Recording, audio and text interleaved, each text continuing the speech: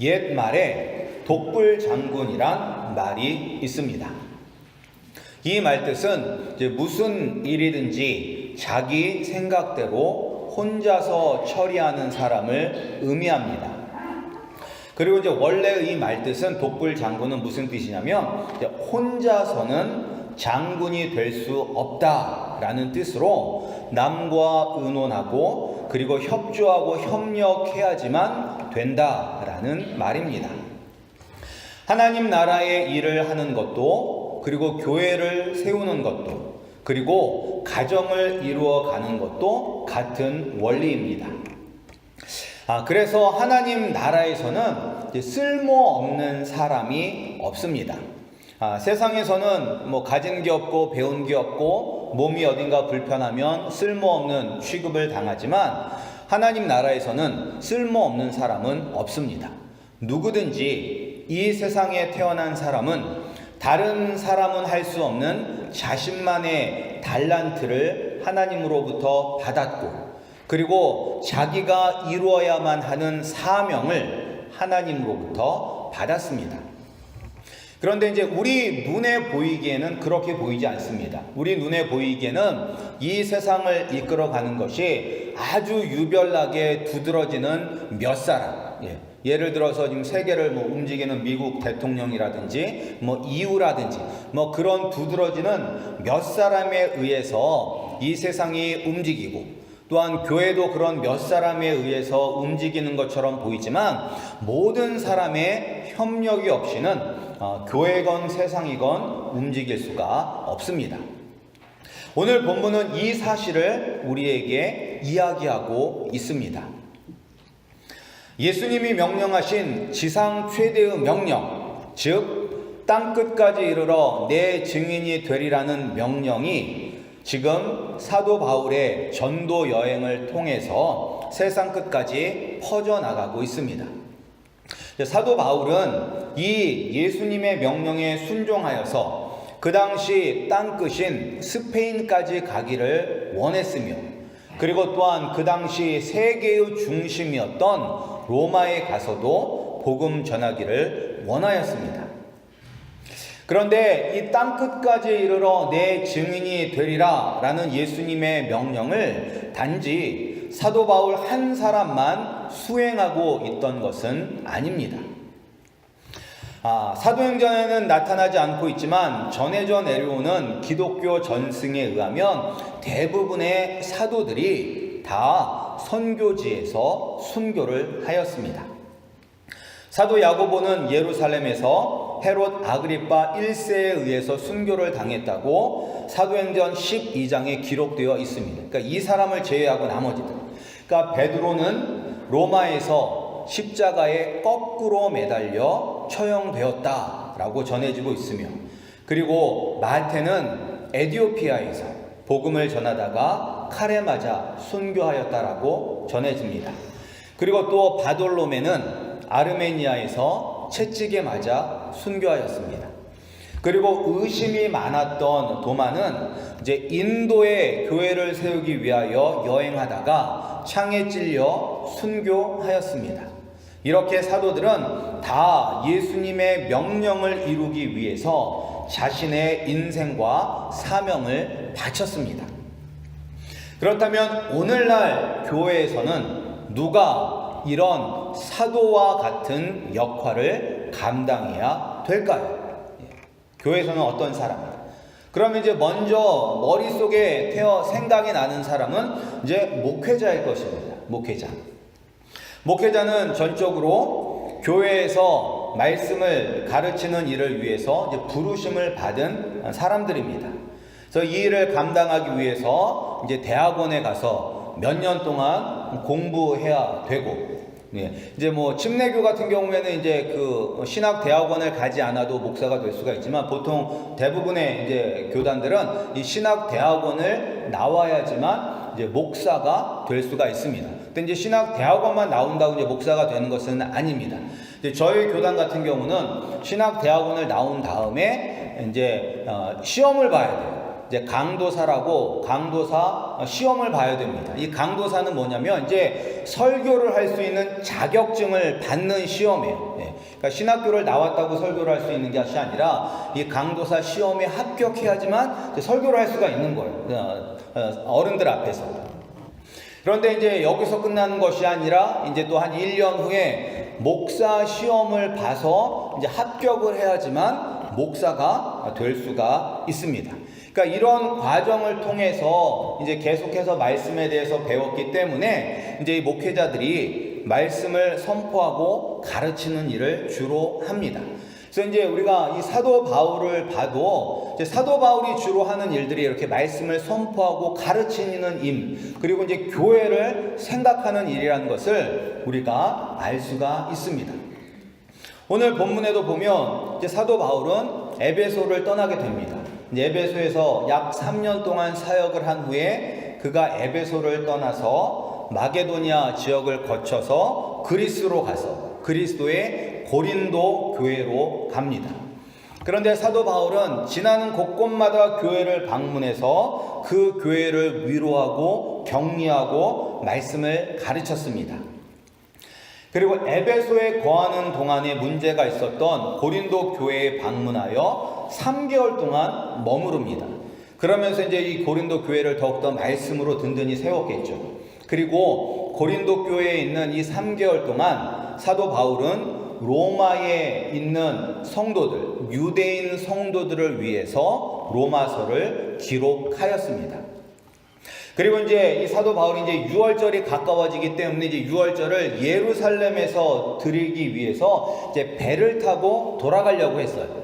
그런데 이제 어떤 소식을 들었냐면 이제 유월절이니까 세상에 흩어져 있는 수많은 유대인들이 다 이제 이 유월절을 지내기 위해서 예루살렘으로 모이게 됩니다. 그런데 그 가운데서 사도 바울을 죽이려고 하는 사람들이 있다는 것을 사도 바울이 알게 되어서 이제 배로 예루살렘으로 가는 것을 취소하고 육로를 이용해서 다시 마게도니아 지역을 거쳐서 아시아 지역을 거쳐서 이제 예루살렘으로 가려고 한 것입니다. 그래서 유월절은 못 지키니까 유월절 다음에 있는 오순절을 지키기 위하여 그 시간에 맞추기 위하여 지금 여행을 하고 있는 과정에 있습니다.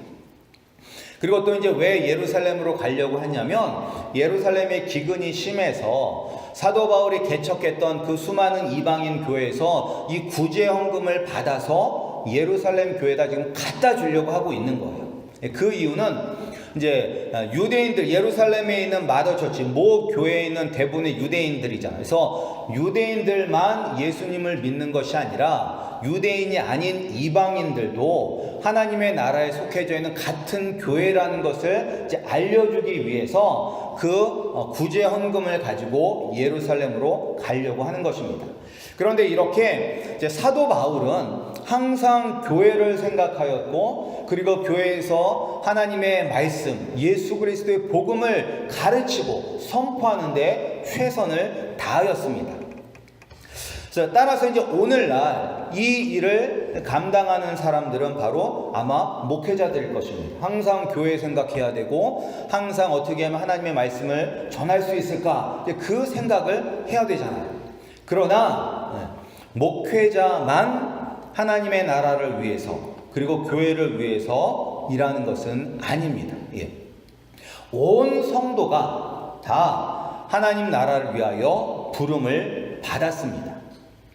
우리가 예수 그리스도를 주로 고백하는 그 순간 우리 모두는 다 예수님의 제자가 되는 것이고, 예수님이 걸어가신 그 길을 걸어가야만 하는 것입니다.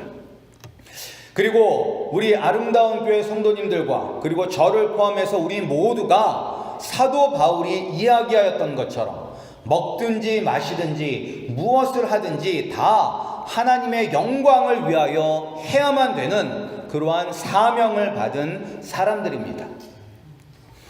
우리가 일을 하는 것도 하나님의 영광을 위해서 해야 되고, 우리가 친구를 만나고 자녀를 교육하는 것도 하나님의 영광을 위해서 일해야 됩니다.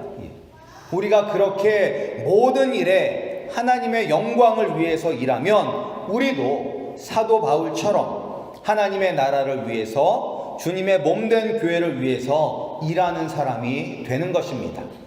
우리 성도님들이 여러분들이 어디에 있던 건 하나님의 나라와 주님의 몸된 교회를 생각하고 주님의 몸된 교회를 위하여 기도하시는 우리 성도님들이 되시기를 주님의 이름으로 축복합니다. 또 이제 하나님의 나라와 교회가 세워지기 위해서는 사도 바울 한 사람으로는 부족합니다. 사도 바울도 그가 이렇게 큰 일을 감당할 수 있었던 것은 그를 돕는 손길들이 있었기 때문에 그가 전적으로 복음을 전할 수가 있었습니다. 그래서 우리가 이제 사도 바울이 쓴 편지들을 보면 사도 바울이 항상 문안을 하잖아요. 맨 마지막에 쓸 때 누구에게 문안하노라, 누구에게 문안하노라, 그렇게 막 이름들을 많이 적거든요. 그것을 보면 우리가 알지는 못하지만 사도 바울이 이런 전도 여행을 하고 복음을 전할 때 우리가 알지 못하는 수많은 사람들이 사도 바울을 도왔다는 것입니다. 사도 바울에게는 수많은 믿음의 동역자들이 있었다는 것입니다. 그리고 그것을 오늘 본문도 우리에게 알려주고 있습니다. 우리 4절 말씀을 다시 한번 함께 읽어보겠습니다. 우리 4절 말씀입니다. 시작. 아시아까지 함께 가는 자는 베레아 사람 브로의 아들 소바도와 데살로니가 사람 아리스다고와 세군도와 더베 사람 가이오와 빛 디모데와 아시아 사람 두기고와 드로비모라. 우리가 보통 이제 성경을 그냥 읽다 보면 사도 바울 혼자서 선교 여행을 통해서 다 교회를 세운 것으로 생각할 수가 있습니다. 그러나 성경을 자세히 보면 이렇게 사도 바울 혼자서 다닌 것이 아니라 사도 바울이 팀으로 움직인 거예요. 팀으로. 그리고 물론 여기에는 이름은 나와 있지 않지만 사도행전을 기록한 누가도, 의사 누가도 지금 이 팀에 포함되어 있습니다. 이제 여기서 베레아 사람 소바더는 마게도냐 교회를 대표하는 사람입니다. 그리고 데살로니가 사람 아리스다고는 이제 이 사도 바울을 지금만 사도 바울과 함께 동역한 것이 아니라 이 사도 바울이 로마에 갈 때까지 함께 동역한 사람이에요. 그리고 디모데는 2차 전도 여행 때 만나서 2차 전도 여행을 함께 하였고 그리고 지금 3차 전도 여행도 함께하고 있는 그런 믿음의 동역자입니다. 그리고 두기고는 언제나 바울과 동행한 인물로서 골로새와 에베소 교회에 바울의 서신을 전달한 사람입니다. 그리고 드로비모는 예루살렘까지 사도 바울과 함께 갔다가 사도 바울이 예루살렘에서 잡히는 것을 보았고 그리고 나중에는 사도 바울이 이제 로마로 끌려갔다가 이제 처음에 가택 연금을 한 2년 정도 있다가 풀려나거든요. 그 풀려났을 때 또 함께 하였던 동역자입니다. 이렇게 수많은 믿음의 동역자들이 물심양면으로 사도 바울을 도왔기 때문에 바울이 선교할 수가 있었던 것입니다. 이런 동역자들이 없었다면 사도 바울이 어떻게 그렇게 선교를 할 수가 있었을까요? 우리가 무슨 일이든지 혼자서는 할 수가 없습니다. 이런 도움의 손길, 함께 동역하는 동역자들이 반드시 필요한 것입니다. 그렇다면 이제 이 믿음의 동역자의 역할을 오늘날 교회에서는 누가 감당해야 할까요? 첫 번째로 아마 생각나는 것은 직분자들일 것입니다. 그리고 교회의 여러 사역을 담당하시는 우리 성도님들이 이 믿음의 동역자의 역할을 하실 수가 있습니다. 그러니까 아무리 뛰어난 목회자라 할지라도 한 사람이 할 수 있는 그런 한계는 분명히 존재합니다. 따라서 모든 일을 혼자 할 수 없기 때문에 우리가 직분자들, 장로님들, 안수집사님들, 권사님들, 그리고 집사님들이 필요한 것입니다. 그리고 또한 교회에 여러 가지 사역이 있는데 이 교회 사역도 혼자서는 할 수가 없습니다. 그러니까 우리 교회가 아직 규모가 크지 않기 때문에 많은 사역이 있지는 않습니다. 그럼에도 불구하고 우리 가운데서도 예배 때 안내하는 사역이 있어야 되고, 또 예배 때 찬양하는 사역이 있어야 하고, 그리고 주일학교 사역, 그리고 친교와 선교 등등 사역에 헌신하는 분들이 필요합니다. 그리고 그런 분들이 있기 때문에 교회가 조금씩이라도 성장할 수가 있는 것입니다. 그리고 또한 우리 가운데는 여전히 섬길 부분들이 참 많습니다. 앞으로 교회가 이제 예배의 처소로 옮기게 되면 더 많이 섬겨야 될 일들이 있습니다. 근데 이제 여러분들이 잘 아시다시피 제 성격이 어떤 성격이에요? 내성적인 성격입니다. 그래서 제가 시키지를 못해요. 잘 시키지를 못해요. 그래서 여러분들 딱 보시면서 눈에 띄는 곳들이 분명히 있을 것입니다. 그럼 그런 눈에 띄는 것들을 보면 제가 하고 싶습니다 라고 자원하시기 바랍니다. 그러면 저는 다 시켜드립니다. 그러니까 우리가 아주 사소한 것부터, 내가 특별히 뭐 할 줄 아는 게, 나는 깨끗이 하는 은사가 있다. 그런 분들은 이제 정리하고 청소하는 것, 그런 사역하시면 돼요. 그러니까 여러분들에게 있는 달란트가 분명히 있습니다. 그런 달란트들을 우리가 마음껏 사용하시기 바랍니다. 그래서 정말로 우리 아름다운 교회가 이 사도 바울도 그런 믿음의 동역자들이 있었기 때문에 그의 사역이 하나님께 크게 쓰임이 받을 수 있었던 것처럼, 우리 아름다운 교회도 하나님께서 기뻐하시는 교회가 되기 위해서 우리 성도님들이 그러한 믿음의 동역자들이 다 되시기를 주님의 이름으로 축복합니다. 그리고 또한 마지막으로 사도 바울과 그리고 사도 바울의 동역자들에 의해서만 하나님의 나라가 확장되고 교회가 세워지는 것은 아닙니다. 교회도 이 일에 참여하였습니다. 오늘 본문에도 보면 사도 바울이 예루살렘에 가기 위한 여행 중에서 드로아에 있는 교회에 들렸습니다. 이 드로아는 트로이죠. 트로이라는 교회에 들렸어요. 그리고 그곳에서 주일 예배를 드렸습니다. 그리고 예배 때 성찬식도 함께 거행하였습니다. 그런데 여기서 이제 한 가지 사건이 일어나죠. 예배를 보던 유두고라는 사람이 창문에 걸터 앉아서 졸다가 떨어져 죽는 사건이 일어납니다. 근데 다행히도 사도 바울이 그를 다시 살림으로 교회에 큰 위로가 임하게 됩니다.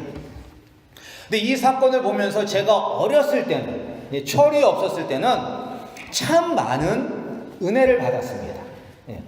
어떤 은혜를 받았냐면, 바울과 같이 위대한 사도의 설교를 들으면서도 조는 사람이 있구나.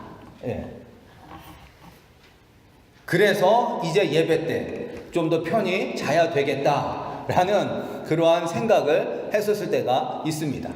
때로는 우리가 이제 예배에 아무리 집중하려고 해도 막 졸리잖아요. 근데 뭐 사도 바울처럼 위대한 사람이 설교하는데도 이렇게 졸았는데 뭐 그런 안도감이 들면서 은혜 받았던 적이 있습니다. 근데 또 어떤 분들은 이것을 전혀 다르게 해석하시는 분들도 있습니다. 어떻게 해석하냐면, 예배 때 조니까 저렇게 떨어져 죽지. 그러니까 벌 받지 않으려면 정신 똑바로 차리고 예배 드려라 라고 이렇게 이제 해석하시는 분도 있습니다. 그러나 오늘 이 사건은 예배 드릴 때 졸아도 된다는 그런 교훈을 주기 위한 것도 아니고, 예배 똑바로 드리지 않으면 저렇게 떨어져 죽는다, 그런 얘기를 하는 것도 아닙니다. 이 사건은, 이 이야기는 초대교회 사람들이 얼마나 예배를 사모했는지 우리에게 알려주고 있습니다. 이 유두고라는 사람이 왜 졸다가 떨어졌을까요? 일단 이 예배가 지금 언제 드려지고 있나요? 예배가 아침에 드려지고 있나요? 아니면 밤에 드려지고 있나요? 밤에 드리고 있어요. 밤에. 왜 낮에, 주일 낮에 예배를 안 드리고 이렇게 한밤중에 예배를 드릴까요? 그것은 이때는 주일이 노는 날이 아니에요. 오늘은 우리가 주일이 달력에 빨간 숫자가 되어서 노는 날로 되어 있잖아요. 그래서 오늘날에도 뭐 쉬지 못하고 일하시는 분들이 있지만 대부분의 사람들은 다 주일날 쉽니다. 그러나 이 초대교회 시대 때는 주일날은 노는 날이 아니에요. 평범한 하루 중에 한 날이에요. 그러니까 여기 예배하는 사람들은 다 낮에 생업에 종사하고 열심히 일을 한 거예요. 그러니까 해가 떠 있는 동안 열심히 일하고 저녁에 예배드리러 모인 것입니다.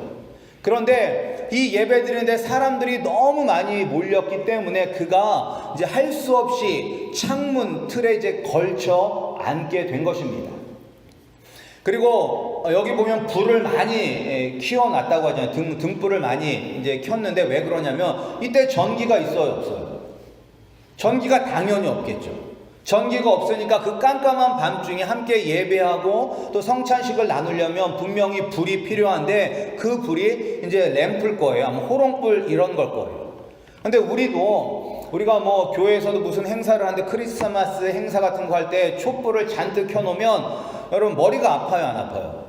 머리가 아프거든요. 왜냐하면 이게 초가 산소를 많이 잡아먹기 때문에 머리가 띵하고 아파요. 그러니까 지금 이 예배가 밤새도록 지속되고 있죠. 낮에 힘들게 일해서 몸은 피곤하죠. 그리고 이 방 안에 많은 초들이 지금 켜져 있어서 산소는 부족하고 하니까 이 사람이 지금 너무 피곤해서 존 거예요. 그러다가 떨어지게 된 것입니다. 그런데 이제 창문에서 떨어졌으면 예배를 빨리 끝내야 될 텐데 여기서는 예배를 끝내는 것이 아니라 오히려 날이 셀 때까지 계속 예배를 드렸어요. 초대교회를 보면. 그러니까 이것을 통해서 우리는 졸다가 떨어져 죽었네, 그것을 보는 것이 아니라 초대교회 성도들은 예배에 이렇게 집중을 했구나 라는 것을 알아야 합니다. 오늘날 우리는 예배를 얼마나 사모하고 그리고 예배를 간절히 원하고 계십니까? 지금도 선교지에 가면 특히 예수님을 믿는 것이 금지된 나라는 이 말씀과 예배에 성도들이 너무 목말라 있다고 합니다. 그래서 이제 어떤 목사님이 선교지에 가서 이제 막 설교를 하시는데 그날따라 막 성령의 은혜를 입어서 막 이분이 막 2시간 동안 막 설교를 하신 거예요. 선교지에 가서. 그러니까 2시간 정도 하고 나니까 마지막에 이분이 이제 걱정이 되는 거예요. 이거 너무 오래 했다고 사람들이 불평하면 어떻게 하나라는 그런 걱정을 하셨어요. 근데 아니나 다를까 설교가 끝나자마자 성도들이 막 불평하는 거예요. 뭐라고? 왜 이렇게 말씀이 짧냐고, 왜 2시간밖에 말씀을 안 하냐고 불평을 하는 거예요. 자기들은 보통 한 4시간씩 말씀을 듣는데요. 4시간씩. 근데 이런 일이 왜 그러냐면 이분들은 말씀을 들을 기회가 없기 때문에, 마음껏 예배할 그런 기회가 없기 때문에 이렇게 말씀을 듣고 예배하는데 목말라 있는 것입니다. 이 북한의 지하교회 성도들도 그런 얘기 다 들으셨잖아요. 예전에 성경을 가지고 있으면 안 되니까 어쩌다가 성경을 입수하게 되면 성경 한 장 다 보고 외우고 씹어서 다 삼킨대요. 걸리면 안 되니까. 그래서 성경 한 권을 다 외우는 분들이 있대요. 왜? 말씀에 목말라서. 근데 우리는 집에 성경이 몇 권이에요? 저도 집에 성경이 한 10권이 넘을 거예요. 그런데 그 사람들처럼 과연 말씀에 목말라 있는가? 오늘날 교회에서 2시간 동안 설교하면 어떤 일이 일어납니까? 2시간 설교.